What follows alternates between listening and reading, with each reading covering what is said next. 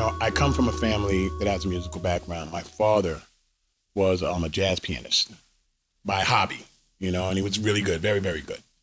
And so, I grew up around music and having an appreciation for music, particularly, more traditional jazz and things of that nature.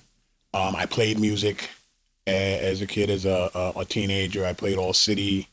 In junior high school, I played trombone, baritone, horn, and tuba.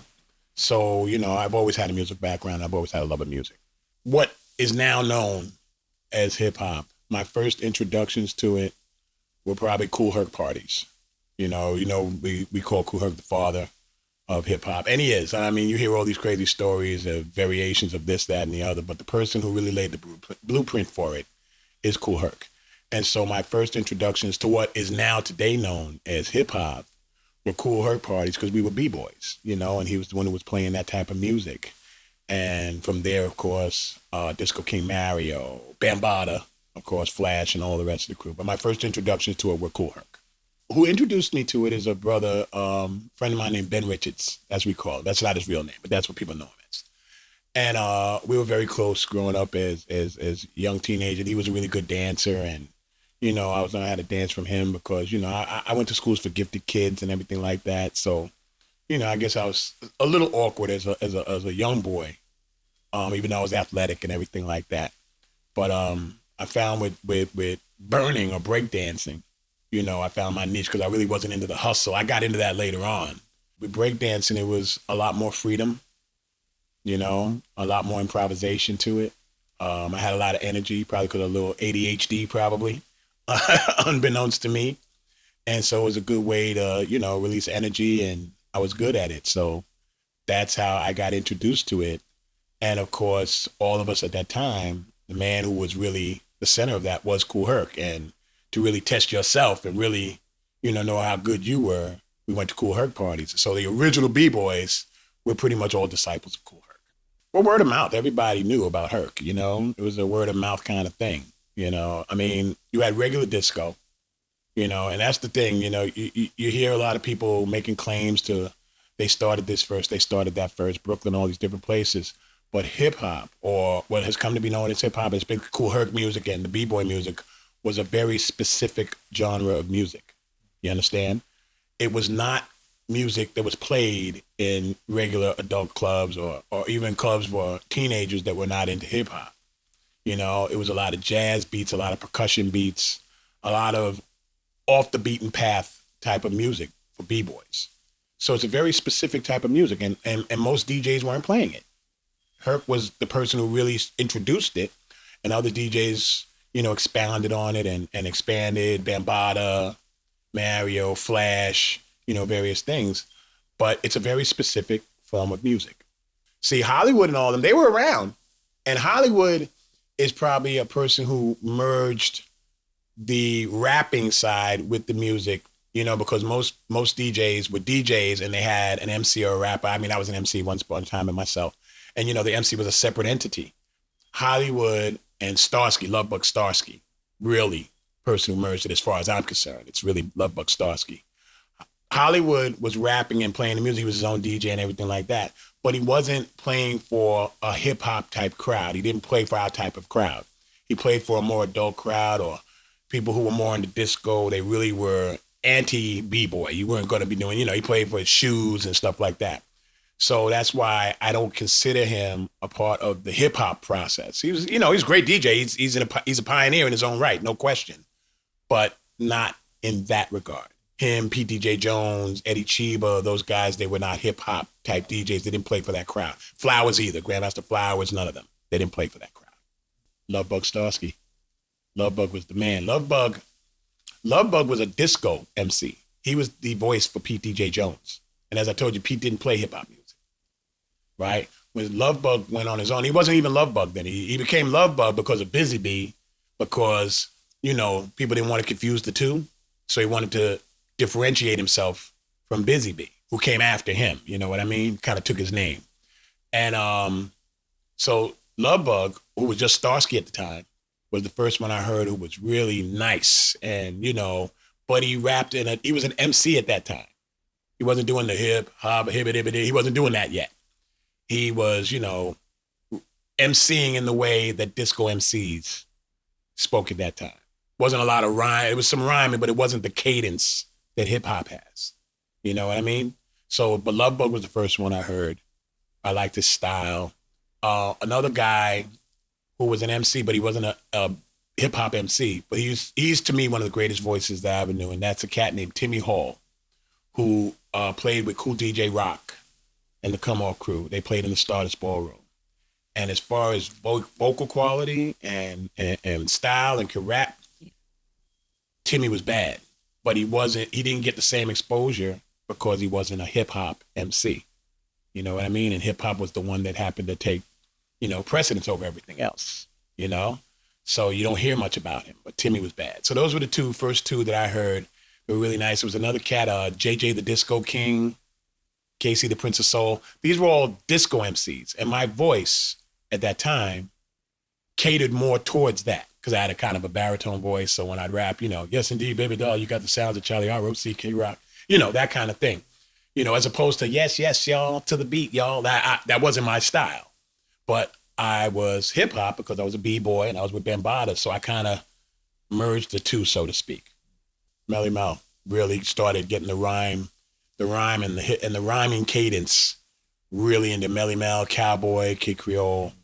When we were MCing at that time, it was still really a flat kind of a thing. Like I'm a Kool Herc, when Kool Herc had his MCs, which were Kool Rock and Timmy Tim, and they were like, rock to the rockers, jam to the jammers, party with the party, play with the players, and party with the freaks, y'all. Rock it, don't stop, rock it, don't stop.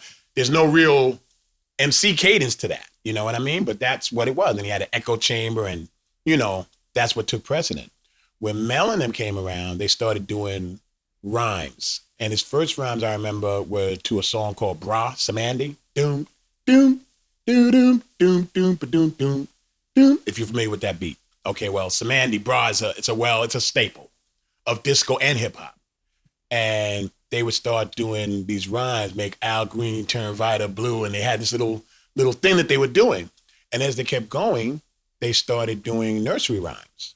And that's when they started with Ikey, and Mikey was playing in a ditch when Ikey told Mikey, you dirty son of a breakdown. And it evolved from there. And the rhymes got more elaborate as things went on. And eventually it became these crews and next thing you know, they had floor shows and all kinds of stuff. And while that's great, and that's the evolution of the MC and rapping and that element of hip hop, it also took away from the party element because, when we first started, we were dancing. The major attraction were the DJs and us, the B-boys, But as the MCs started taking more precedent, what would happen, and the DJs started getting more flashy, they started doing tricks and, Grandmaster Flash and Theodore, and they're doing the scratching and Flashes mixing behind his back and everything. The dancing part of it went more into the background. And, the MCs and the show became more prominent. So, before we were dancing, we were B-boys and we're dancing, and then we're dancing with girls, the freak dance and all these different things. After a while, it got to people just standing around looking at the DJ or standing around watching the MCs do their little routines and their little rhymes. The Furious Four, the Funky Four plus one more, Grandmaster Caz and his crew, Furious Five. They started doing all these different routines. And so that kind of is how the MC really evolved to becoming into the forefront. One of the things we used to do were the floor sweeps, windmills. How when you sweep, that's a Russian dance move. You know what I mean? And nobody says, hey, that's from Russian dance. The Cossack dancing and all that kind of good stuff. That's where it's from, right? But we did it. You know what I mean? And I tell people all the time, pretty much all dance evolves from other forms and people take bits and pieces. So, for example, that move came from Russian Cossack dancing. Now, probably most people won't associate it with that, but that's where it came from. Some of it came from the locker dancers. That's early Soul Train and stuff. So a little bit it came from that. The popping parts of it, like the up rock parts of it came from that. The floor moves came from what we saw with other B-boys like the Twins, Clark Kent, when we're B-boys with Herc and we'd see different moves. And then sometimes you just invent stuff I remember inventing different moves, like, because, just something comes into your head, like, yo, try that. And next thing you know, you're doing a little pantomiming. The difference when we were dancing, as opposed to B-boys more in the modern era, we stay in beat to the music. They don't. They kind of just go off. You know what I mean? They just do all these floor moves. That's great. I have no area with that. But dancing is supposed to be in time with the music. You know what I mean? So part of us as B-boys, we stayed in beat with the music. And I think that kind of got lost in the evolution of breakdancing. Dudes just do their floor moves and it's not even necessarily in beat with the music at all. They're just going off, doing what they're doing, and it looks great, but dancing should be in beat with the song.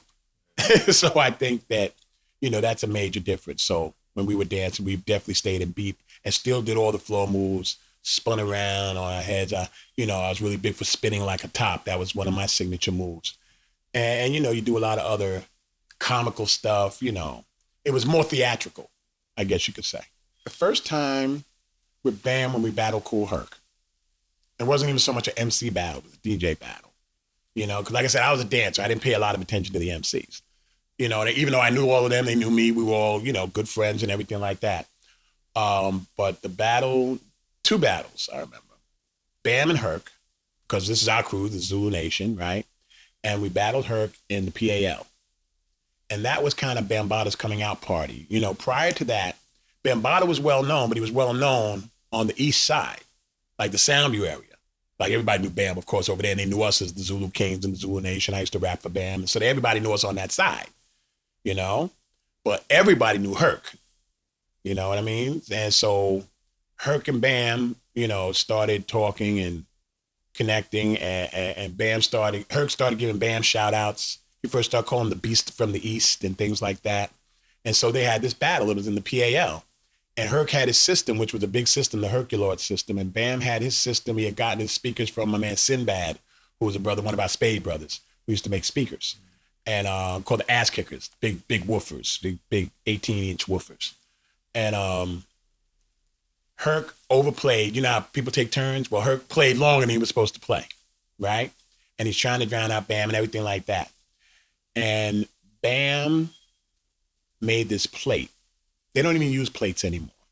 But what plates were pre-recorded mixes that were pressed on a plate. And Bam had a plate that was called Zulu Rain in Hell. And the key theme to it was Just Begun. Jimmy Casterbunch, it's just begun, right? But he had all these other things mixed in with it, right? Nobody had ever heard a plate. No one had ever heard a plate. And Bam put this plate on, and he just wrecked the whole party. People were like, where did he get? And that is when Bam really got on the map outside of the Soundview area. Now it's like, yo, that's Afrika Bambaataa, the Zulu name. People started following around, and the following grew more and more and more, So that's one. The other one I remember was my first times going to 123, right? And that's where people found me, because I was up here b-boying, and, I was just, I guess, a myth. People had heard about me, but they didn't know who I was. And I came down to 123 because I had friends who were over there. So my Spade friends, they were over there. So, I was down with my people over there. And it was Disco King Mario and Afrika Bambaataa and Tex DJ Hollywood.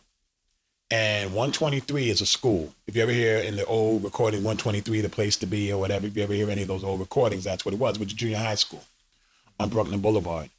And they would have the parties in the gym, but the gym had a divider.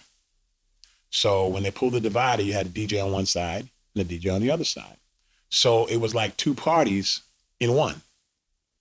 And I had never seen that before, because most of the parties I went to, it wasn't like that. You know what I mean? It was in one room, and each DJ would take their turn, This was like 2 parties going on at one time. And, when it dies down here, they go to the other side of the gym to the other DJ. And then at the end of it, they open and both DJs are playing. And I was hooked, I was hooked as far as being down there is concerned. And that's why I stayed. As you probably know, I started as with the Black Spades, all right, 22nd Division, Baby Spades and Young Spades up here in Gun Hill. The Black Spades were the largest street gang in New York City at the time. We were youth, it was a youth street gang, okay? And I was a member of them as a young boy, like going 13, 14 years old was when I first started into that. you know, and segued into the Zulu Kings. What happened was I had friends down there because all my Spade friends were older than me. They hung out in Bronx River. And I would go down there with them because I was 15 years old or whatever, 14, 15 years old. They were 17, 18. I'm hanging with them. So I'm down there with them. I'm good. I don't have no problems, you know?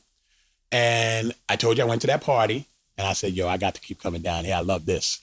And one night I went down there with a friend of mine, one of my brothers named Roy Glenn. And I said, come with me, let's go. I'll show you this place we party. And it was Disco King Mario, actually. Bambaataa was there, but he wasn't playing this particular night. And I started dancing. They must have put on, not even Apache, something, probably Just Begun, something hip hop. But whatever it was, I started dancing. And I'm by myself. And I started breakdancing.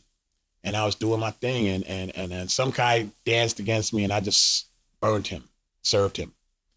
And next thing I knew, I looked up and there was this whole crowd around me. They're like, yo, who's that? You know? And then so, yo, that's Cholly Rock. That's, you know, and that's what it's like. And they had heard about me, but they didn't know who I was, you know? And so I was dancing and all these people were like, yo, who are you? And I said, yo, I'm Cholly Rock. And they said, and I saw Bambaataa. And, you know, I knew Bam because Bam was a Spade from 10th Division. So I knew who he was. And he said, yo, that's Cholly Rock. Okay, he's from the road, from the 22nd Division, which was Gun Hill Road. He said, oh, he's from the road. And so I came back down there the next week and it was a party, Mario and everybody. And my man Squirpy, the first person who actually asked me when I was at the party was Wade, who was the head of the Shaka Zulus. And he wanted me to be a Shaka Zulu. And I was like, yeah, I'll think about it. I wasn't really paying much attention to it. But then I started dancing and I was dancing with Squirpy. Squirpy, if you probably know, Shaka. He's one of the original founding five of the Zulu Kings, okay? I'm considered one of the original 11, but we'll talk about that in a minute. So Squirpy was like, me and him was dancing. We were just burning a bunch of people. We were just doing our thing. And he said, yo, man, you should come be a Zulu King, be a Zulu King.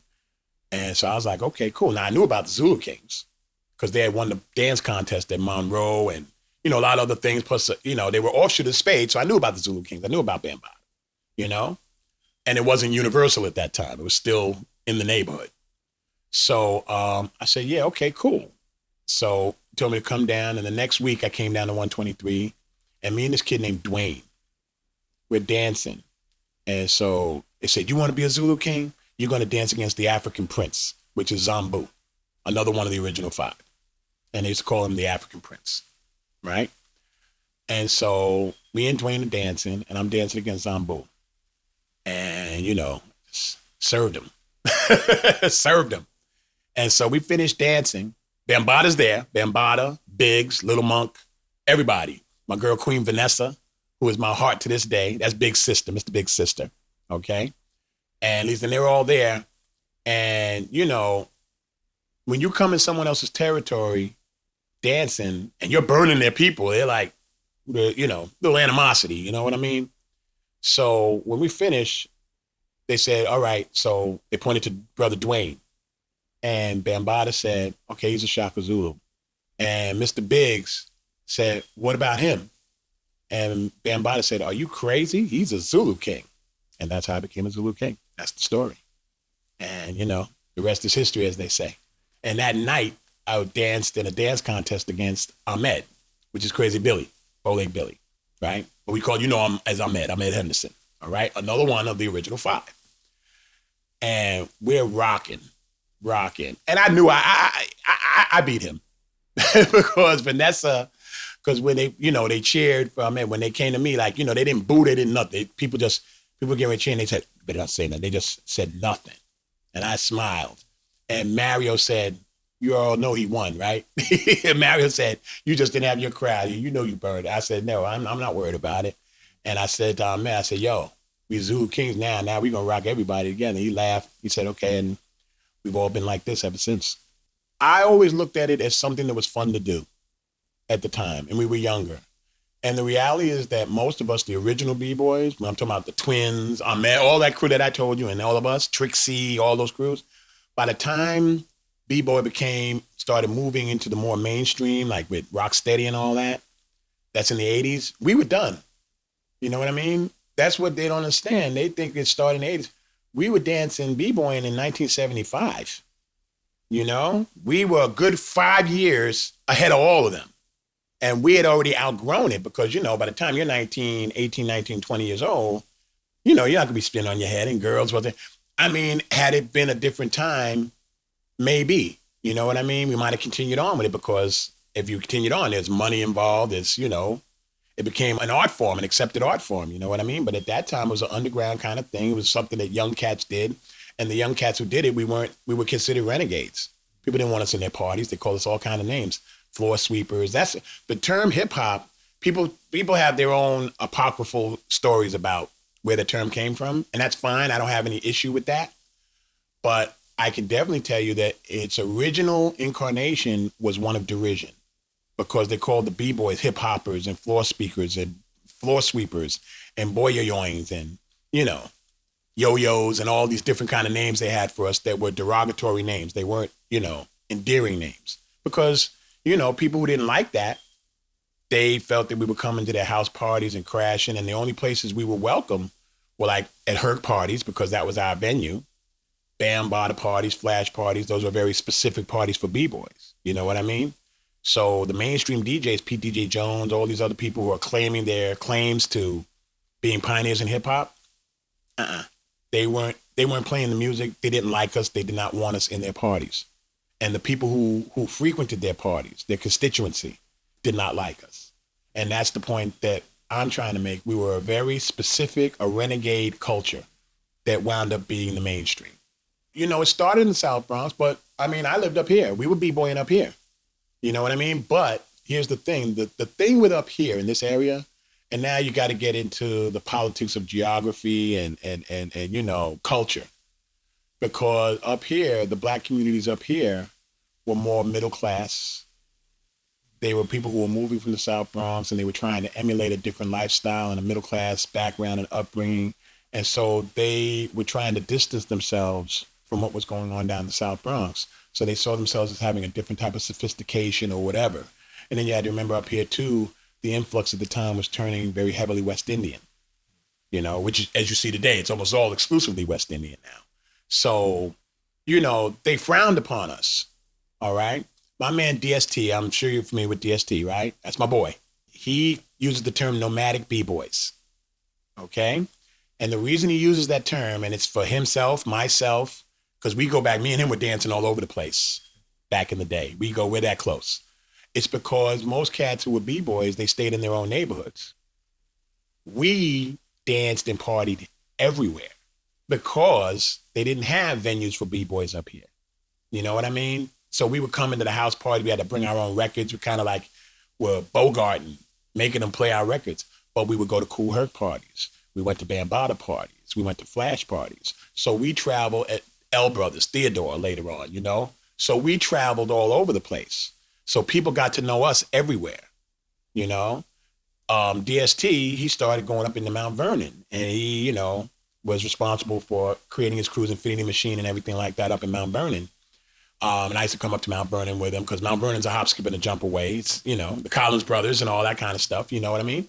So we were bringing all those different things up there in those parts of the culture up that way, you know? So we traveled around and it's important to understand, like Kaz said, you know, the South Bronx is a major, you know, tribute. Its incubation is down there. There's no question about that, you know, but as time went, there were b-boys all over the place.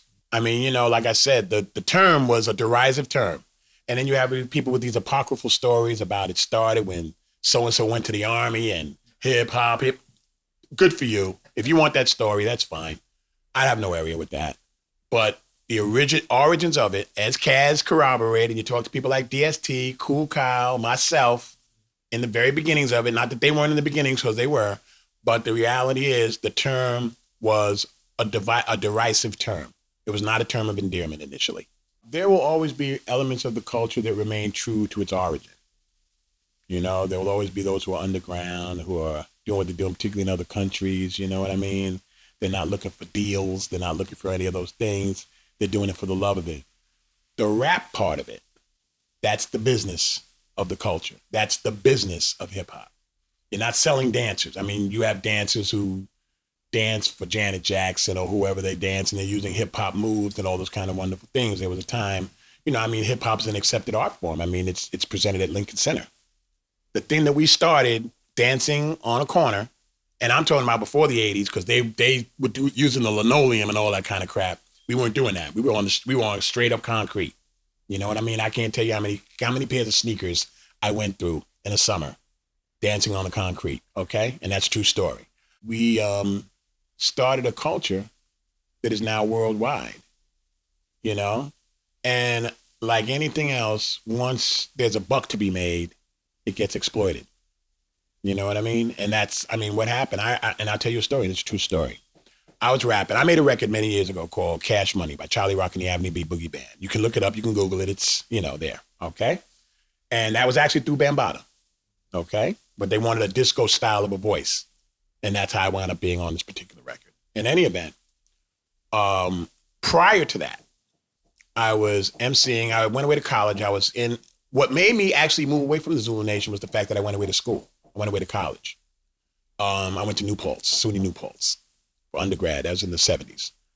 And I was MCing out there in Poughkeepsie, New York, and everything, in clubs, Jackson's, and all those different places.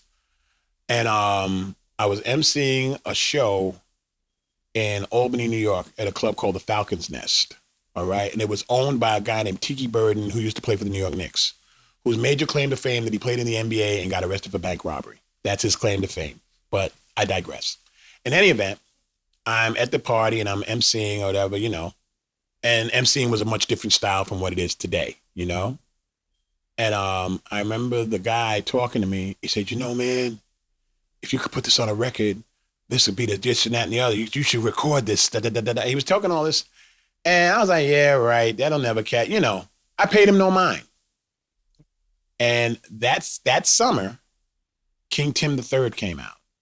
Okay. Which is really the first rap record. Okay. If you ever heard it by Fatback Band. Okay. And his style is more the disco style. Okay. And that's actually the style that I rapped. And I remember somebody coming to me, yo, Charlie, did you make a record? And I'm like, what are you talking about? This is before I'd made Cash Money. And I'm like, what are you talking about? And then I heard the record. I'm like, oh, because a lot of things he was saying were things that I used to say, rapping, don't stop till you get off the mountaintop and all those different kinds of things. And King Tim III, and I loved it. That is my first favorite hip hop song is King Tim III, not Sugar Hill Gang. Even though that's the one that is considered the jumping off point of recorded hip hop, because it was much more toward the style of the street, like so the hip hop, hip hip, hip hop, as they say in Rapper's Delight. Okay. But the first song was King Tim III. And I just remember when that came out, what that dude had said to me when I was at the club in Albany. And I just felt that if it ever happened, that it would change everything because it would become more commercial. And that's exactly what happened. That is exactly what happened. So now it wasn't about cats playing in the park anymore for the fun or for the crowd. Now everybody was playing in the park in the hopes of somebody seeing them so they could get a record deal. All the rappers were now people who wanted you recorded. They wanted to be MCs because they wanted to get a record deal. They wanted to make money with it. And that's cool. It wasn't, I have no area with commerce. But once you bring commerce into it, it's a business now. It's no longer for fun. It's just like if you're an amateur at sports, you're doing it because you like it. Once you become a pro, it's a business. You know what I mean? Now you got to do it because somebody's paying you to do it and they dictate what they want, so it's the same thing.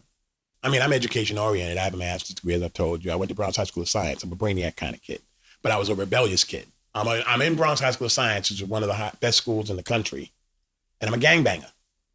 So, you know what I mean? So there was kind of an oxymoron to that. But, so my parents were not going to be supportive of that at all. And I was very rebellious. It was part of my rebellion, actually.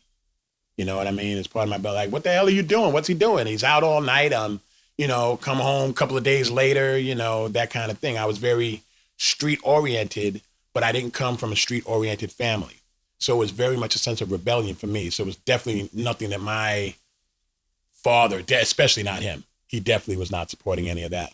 My mother, I think, was a little more understanding. She understood that I was rebelling and, she loves her son. You know what I mean? So It's like he's a phase. He's going through whatever and everything like that. So that's how it was. I'm a pioneer in the culture. I'm a legend in the culture. If you were there, you know. You know what I mean? If you were there, you know. You know what I mean? I was one of the best. And those people who danced with me during that era will tell you so. I was one of the best. And we're the first that did it. When I say we, I'm talking about the twins, Clark Kent, myself, the original Zulu Kings, Squirpy. We started something that has become a worldwide, not even a phenomenon, because phenomena is something that pass on eventually. We created something or contributors to something that is now the dominant culture of youth. Hip hop. Hip hop is the dominant youth culture. You know, blacks, whites, other countries, you know, across the pond. I remember I was teaching. I told you I teach, you know, and public health and everything. And I was doing a training with my old agency, and there was a woman who was an exchange student from Japan. And we were talking about something, playing some kind of training game or whatever. And I told her that I used to be involved in it. She liked hip hop. I said, well, I used to be involved in that when I was younger. And I told her who I was, right? And she started screaming. Because you know, Japan, they study our culture. They know who we are. And she's like, oh, Cholly Rock, Afrika. You know, and my colleagues that I was working with, they're looking at me like, huh? Because they don't know anything about that about me. You know what I mean? And I mean with my tie, you know. And they're like, huh? What are you talking? And I'm just smiling and laughing. So, you know, there are people who know who I am and know who we are, you know? And I think that's the part that I like, that I know that I'm a part of history, you know, in my own way. I don't take it so seriously that I'm in my own head. I'm not egotistical about it. You know, I take it very matter-of-factly, you know. I understand there are a lot of people who know who I am. There are others who don't, you know, and that's fine with me. I'm not one, you know, I have a very strong faith-based foundation. And so when I say that, I believe that the God of your understanding, however you define higher powers or gods, will define what your life track is going to be. In other words, whatever happens is supposed to happen. Whatever doesn't happen is not supposed to happen. You know, that's destiny. You know what I mean? So if I was meant to be, you know what I mean, I would have come 10 years later. You know what I mean? As opposed to the 70s, you know what I'm saying? And or whatever it was. So I'm good with that. I mean, you know, like I said, I have degrees, I have advanced degrees, summa cum laude. I teach. I'm successful in my own right. That just happens to be another facet of my life, but it's a very important facet. It's a facet that, you know, I appreciate my involvement in it. I want people to know the history of it. Okay. You get a lot of people who talk about they did this, they did that. You know, they have their different interpretations of what it is, all these cultural elements and everything like that. But at the end of the day, it has always been and will always be about the music, the DJs and the dancers. And it will always be that for me. You know, it's always been about the music. I am in heaven when I hear old school B-boy jams. I'm too old to dance now. I have arthritis in my knees and everything, but I still want to jump and bounce around, you know, and it just brings something in me when I hear the old school music. Not today's stuff. Today's stuff I don't really have much use for. You know, the rap, it's all commercial nonsense, and it's not really geared toward dancing or anything like that. You know what I mean? But you let me hear something like Just Begun, Corazon, Apache, Yellow Sunshine, which is one of my personal favorites, Black Betty by Ram Jam, The Mexican by Babe Ruth. Even there, you know, what I want to say is, because people try to claim this as a black thing, you need to understand there were always elements of rock and roll in hip hop. The Mexican, which is one of the earliest B-boy jams, is by a rock group. It's by Babe Ruth. They're white cats. You know? Ram Jam, Black Betty. It's a white group. You know, people talk about Run DMC incorporating this and that and the other with Aerosmith. We were playing Walk This Way, Toys in the Attic back in the late 1970s, before Run DMC was ever around. So it was always a part of it. So I say that to say it has always been a universal culture, and it always had the potential to be that. You know, and Bambaataa he's the main person to credit with spreading the culture worldwide because he started hanging in the village and the art world started embracing it when we were going down into the village. And once that happens, it starts to spread and, it becomes chic. You know what I mean? So that's an important piece. That for people to know this always had the potential to be universal, regardless of where it started.